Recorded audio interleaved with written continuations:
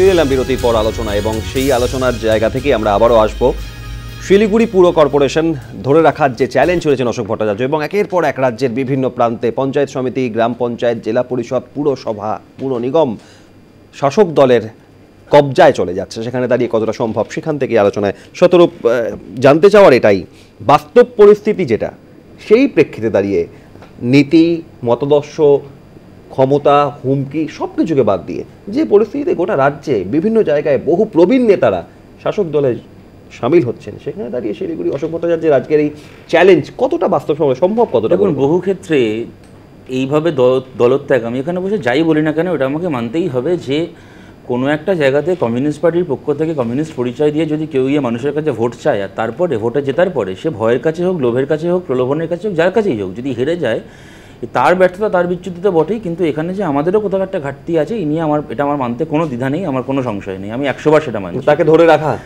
ধরে রাখা বা তাকে চিনতে ভুল করে, হ্যাঁ, বা সে একজন দলে আসার পরে দীর্ঘদিন দলে থাকার মধ্যে দিয়ে তার কমিউনিস্ট চরিত্রকরণ করতে না পারা, এই ব্যর্থতা ডেফিনেটলি সেই মানসিকতা তৈরি করা যে কোনো প্রেক্ষিতে আমি 100 বার সেটাকে আমি অস্বীকার করবো না। কিন্তু অশোক ভট্টাচার্যের প্রত্যয় বোধহয় এই কারণেই আসছে, এই জায়গা থেকেই আসছে। যেমন আমরা চোখের সামনে অনেককে বিক্রি হতে দেখেছি, দীর্ঘ 35 বছর ধরে মন্ত্রী থাকার পরে কাউকে চলে যেতে দেখেছি, বিক্রি হয়ে যেতে দেখেছি, কাউকে আজকে এমএলএ হয়ে তার 2 মাসের মধ্যে উন্নয়নের জোয়ারে সাঁতার কাটতে দেখেছি। তেমন আবার মনে করো 3 দিন আগে বেলাকাবায় আমরা এরকম একজন মহিলা পঞ্চায়েত সদস্যকেও দেখেছি, যাকে 7 ঘন্টা ধরে ঘেরাও করে রেখে হেনস্থা করা হয়েছে, তবু সে সই করেনি ইস্তফা পদত্যাগপত্রে। 4 বছরের বাচ্চা মেয়ে, বর্ধমানের সুতপুরে 4 বছরের একটা বাচ্চা মেয়ের মাথায় রিভলভার ধরে, তার বাবা বিশ্বজিৎ ঘোষ ওখানে পঞ্চায়েতের সদস্য, তাকে বলা হয়েছে সিপিআইএম থেকে নির্বাচিত, যে পদত্যাগ করতে হবে, তৃণমূলে আসতে হবে। 4 বছরের বাচ্চা মেয়ের মাথায় বন্দুক ধরে বলেছে, না তোমার মেয়েকে মেরে ফেলবো। তার বাবা পদত্যাগ করেনি, তৃণমূলে যাননি। সুতরাং রেজ্জাক মোল্লারা যেমন আছেন, তেমন আবার এই বিশ্বজিৎ ঘোষেরাও আছেন। এই কারণেই অশোক ভট্টাচার্য থাকলেও আবার এটাও আছেন। এই গেল প্রথম কথা। দ্বিতীয় কথা হচ্ছে, দেখো যে উন্নয়নের জোয়ার, এই উন্নয়নের জোয়ার হচ্ছে একটা ভারী মজার জিনিস। এটা খালি একটা রাজ্যে বয় না, ভারতবর্ষের সবগুলো রাজ্যে বয় এবং বিভিন্ন রাজ্যে বিভিন্ন দলের কুল ভাঙে। তৃণমূল কংগ্রেস গত বিধানসভা ভোটে মণিপুরে 6টা আসনে জিতেছিল, তৃণমূলের প্রতীকে 6 জন এমএলএ, যার জোরে কদিন আগে ওনারা ন্যাশনাল পার্টির স্টেটাসও পেলেন। পরশুদিন একটা ঘটনা ঘটেছে, এই 6 জন এমএলএর মধ্যে 2 জন আগেই বিজেপিতে চলে গেছিল, পরশুদিন বাকি 4 জন কংগ্রেসে চলে গেছে। এখন মণিপুরে তৃণমূল কংগ্রেসের ভাঙা ঘরে খালি চাঁদের আলো, একজন এমএলএও আর বাকি নেই। আমি বলছি এখানে দাঁড়িয়ে, তৃণমূলের টিকিটে নির্বাচিত হয়ে যারা তৃণমূল ছেড়ে অন্য দলে গেছে মণিপুরে, তারা অত্যন্ত অন্যায় কাজ করেছে। তারা তৃণমূলের সঙ্গে খালি নয়, মণিপুরের মানুষের সাথে, যারা তাদেরকে ভোট দিয়েছিল তাদের সঙ্গে বেইমানি করেছে। ঠিকই, যদি তাদের ক্ষমতা হতো, যদি ক্ষমতায় কুলোতো, তাদের উচিত ছিল তৃণমূল থেকে, যে কথাটা স্যার বললেন, তৃণমূল থেকে পদত্যাগ করে সেই মানুষের কাছে গিয়ে, তাদের ইলেকটোরেটের কাছে গিয়ে আবার করে রায় নিয়ে যাওয়া। তারা অত্যন্ত অন্যায় কাজ করেছেন তৃণমূল থেকে এরকমভাবে চলে গিয়ে বেইমানিটা করে।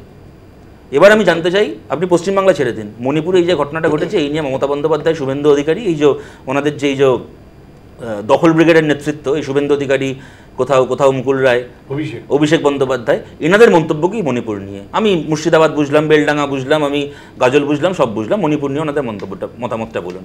ওটা উন্নয়নের জোয়ারে গা ভাসিতে তারা ঠিক করেছেন এক। আর আমি 3 নম্বর একটা কথা বলছি, এসজেডিএ এবং উত্তরবঙ্গ উন্নয়ন পর্ষদ, এই দুটো রাজ্য সরকারি সংস্থার কাছ থেকে এই মুহূর্তে শিলিগুড়ি পুরসভার বকেয়া হচ্ছে 8 কোটি টাকা। শিলিগুড়ির মতো একটা উন্নত, ডেভেলপ কিন্তু ছোট শহর, তো তুলনামূলকভাবে কলকাতার থেকে আকারে আয়তন, এরকম একটা শহর, এরকম একটা কর্পোরেশনের কাছে 8 কোটি টাকা মানে কি তুমি বুঝতে পারছো? কত বড় টাকা।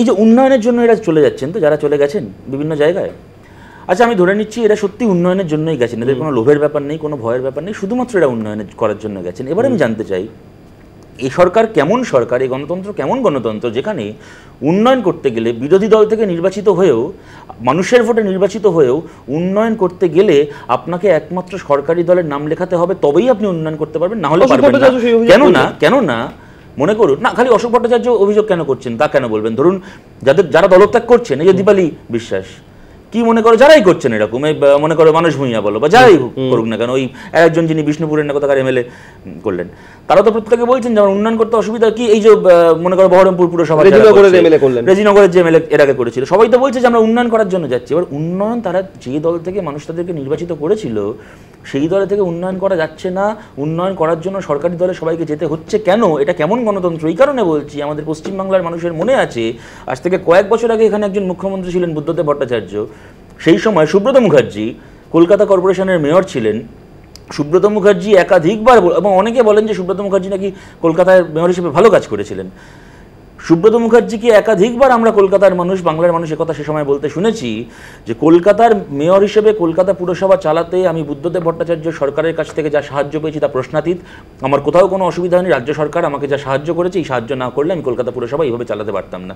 এবং বুদ্ধদেব ভট্টাচার্য, আমার মনে আছে স্পেসিফিক্যালি স্টার থিয়েটার উদ্বোধনের অনুষ্ঠানে মঞ্চে বসে সুব্রত মুখার্জি পাশে বসে আছেন, বুদ্ধদেব ভট্টাচার্য বলছেন আপনার কাজকে সাধুবাদ জানাচ্ছি, অভিনন্দন জানাচ্ছি, আমরা করতে পারিনি যে কাজ আপনি করে দেখিয়েছেন। একেবারে এইটাকে বলে গণতন্ত্র, এইটাকে বলে গণতন্ত্র। আপনি ভোটের আগে আপনার দলীয় পরিচয় নিয়ে মানুষের কাছে যাবেন, ভোটের পরে আপনি জিতেছেন একটা দল থেকে, আরেকজন জিতেছে আর একটা দল থেকে, কিন্তু আপনারা মানুষের প্রতিনিধি বিভিন্ন স্তরে, আপনারা তখন কাজ করার প্রশ্নে দলাদলি টানাটানি করবেন না। এইটাকে বলে গণতন্ত্র। এই গণতন্ত্র কিন্তু পশ্চিমবাংলার মানুষ দেখতে অভ্যস্ত।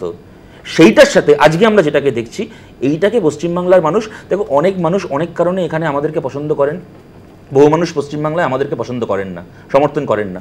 পশ্চিমবাংলায় বহু মানুষ তৃণমূল কংগ্রেসকে সমর্থন করেন না যেমন আছেন, পশ্চিমবাংলায় অসংখ্য মানুষ তৃণমূল কংগ্রেসকে সমর্থন করেন।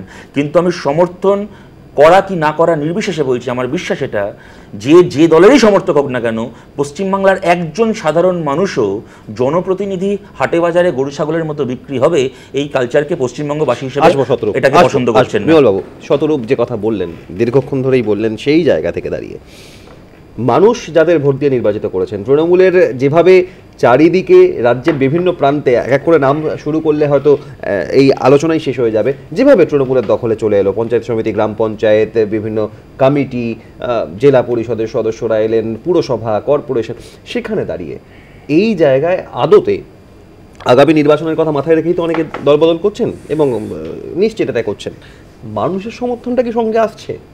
দেখুন, আমি জ্যোতিষী নই, ভবিষ্যতে মানুষ সমর্থন করবে কিনা আমি তো বলতে পারবো না, সেটা ভবিষ্যতই বলবে। এটাও তো হয়েছে যে কৃষ্ণেন্দু নারায়ণ চৌধুরী দল বদল করে জিতেছিলেন, আবার দল বদল করে রেজিনগর থেকে হুমায়ুন কবির হেরে গিয়েছিলেন। সুতরাং সেটা নির্ভর করবে তাৎক্ষণিক অবস্থার উপরে, মানুষ কি সিদ্ধান্ত নেয় তার উপরে। আমি একটু অন্য কথা বলি। 80-র দশকে বহরমপুর পুরসভার কথা নিশ্চয়ই আপনার মনে আছে। বহরমপুর পুরসভায় যখন বারবার কংগ্রেস জিতছে, তখন এ রাজ্যের নগর উন্নয়ন মন্ত্রী ছিলেন বুদ্ধদেব ভট্টাচার্য, এবং বহরমপুর পুরসভাকে পদত্যাগ করতে হয়েছিল, কারণ সরকারের সঙ্গে কিছুতেই তাদের বনিবনা হচ্ছিল না, কিছুতেই সাহায্য পাচ্ছিল না। এই ঘটনা ছিল, কিন্তু তারা সবাই মিলে যায়নি। কেন যায়নি? তারা লড়াইটা করতে পেরেছিল, ভালোভাবে লড়াইটা করতে পেরেছিল। আবার আপনি 90-এর দশকে দেখবেন, 98, 99, 2000, পশ্চিমবঙ্গের অনেকগুলো পঞ্চায়েত সিপিএমের বিরুদ্ধে জবরদস্তি দখলের অভিযোগ উঠেছিল। দখল মানে একেবারে জোর করে চেঞ্জ করে নয়, হয়তো বিরোধীদের ভয় দেখানো, এই অভিযোগ 2008-এর পঞ্চায়েত নির্বাচনের ক্ষেত্রেও, পঞ্চায়েত নির্বাচনের সময়টা পঞ্চায়েত নির্বাচন হওয়ার পরে অভিযোগগুলো ছিল। আপনি যদি চান সেই সময়কার সংবাদ মাধ্যম দেখবেন, প্রচুর এরকম খবর আছে। কিন্তু তারা ঢুকে যায়নি। কেন যায়নি? তারা লড়াই করার একটা কোথাও জোর ছিল, হয়তো ভাবনাগত জোর ছিল। কিন্তু এখন আমার মনে হচ্ছে কোথাও যারা চলে যাচ্ছে তাদের ওই ভাবনাগত জোরটা নেই, যে না আমি আর বামপন্থী থেকে কিছু করতে পারবো না। এই যে না, শতরূপ যেটা বলছেন, বিশ্বনাথবাবু যেটা বললেন, এই করতে পারবো না, এই পরিস্থিতিটা তৈরি হচ্ছে কিভাবে? না, এটা তৈরি হচ্ছে একদিকে সরকারের চাপ থাকতে পারে, কিন্তু সরকারের চাপ সবসময়ই তো থাকে। আর একজন যখন বিরোধী রাজনীতি করে, সে তো এটা ভেবে নিয়েই করে যে আমার উপর চাপ থাকবে, আমি তার সেই চাপটা সামলেই লড়াইটা করব। এখন যখন সার্বিক হতাশা আসে যে সত্যি এই দল করে আমার আর কোনো লাভ নেই, তখন কিন্তু হতাশাটা গ্রাস করে ফেলে, সে লড়াইয়ের জোরটা হারিয়ে ফেলে। আমার ধারণা পশ্চিমবঙ্গে যারা রাজনীতি করেন তারা অন্তত শতরূপ ডিরেক্টলি রাজনীতি করে, আমি ডিরেক্টলি করি না, কিন্তু তারা রাজনীতিটা অনেক ভালো বোঝেন। আমার ধারণা এখন পশ্চিমবঙ্গে যারা বিরোধী রাজনীতি করেন, অন্তত সিপিএম বা কংগ্রেসের, বিজেপি থেকে সেই রকম ভয়ঙ্কর দলবদল এখনো শুরু হয়নি। তারা এখন একটা জায়গায় ধরে রেখেছে এই মতাদর্শগত কারণে। তাদের কোথাও ভাবনা চিন্তা হয়তো শুরু হয়েছে যে না, আমাদের এই দলটার আর সত্যি কোনো ভবিষ্যৎ নেই, ভাবনাটার ভবিষ্যৎ নেই। আমার ধারণা কোথাও একটা ভাবনাগত ঘাটতি কিন্তু রয়েছে, মতাদর্শগত ঘাটতি, যার জন্য এরা কিন্তু বারবার আমি খালি একটা সেন্টেন্স বলছি, সেটা হচ্ছে বিজেপির মতাদর্শগত শক্তির প্রতি বিমলবাবুর আস্থা দেখে ভালো লাগলো, কিন্তু আমি খালি ওনাকে জিজ্ঞেস করছি, আপনি কি জানেন যে 2015 সালে কলকাতা পুরসভার কতগুলো আসনে বিজেপির থেকে কাউন্সিলর জিতেছিল, এবং সেই কাউন্সিলরের কজন এখন বিজেপিতে আসার পরে তৃণমূলে চলে গেছে। লড়াইয়ের জোরটা, সেই বিশ্বাসের জায়গাটা তারা হারিয়ে ফেলেছেন যে না, আর কোনো উপায় নেই, আমাদের যেতে হবে শাসক দলে। এই পরিস্থিতিটা কি বাধ্য হতে হচ্ছে তাদের? দুটো তিনটে, মানে আমার যেটা মনে হয় শতরূপ খুব অনেস্টলি স্বীকার করে নিল যে হ্যাঁ আমাদের ঘাটতি আছে, সেই মানুষগুলোকে বোঝানো, সেই মানুষগুলোকে নির্বাচন করার। একটা প্রথমত ঘাটতিটা মেনে নিয়েছে দল হিসাবে, সিপিআইএম দল মেনে নিয়েছে যে তাদের ঘাটতি আছে, আইডিওলজিক্যাল অর্গানাইজেশনাল ঘাটতি আছে, এটা মেনে নিচ্ছে, তাহলে ফার্স্ট।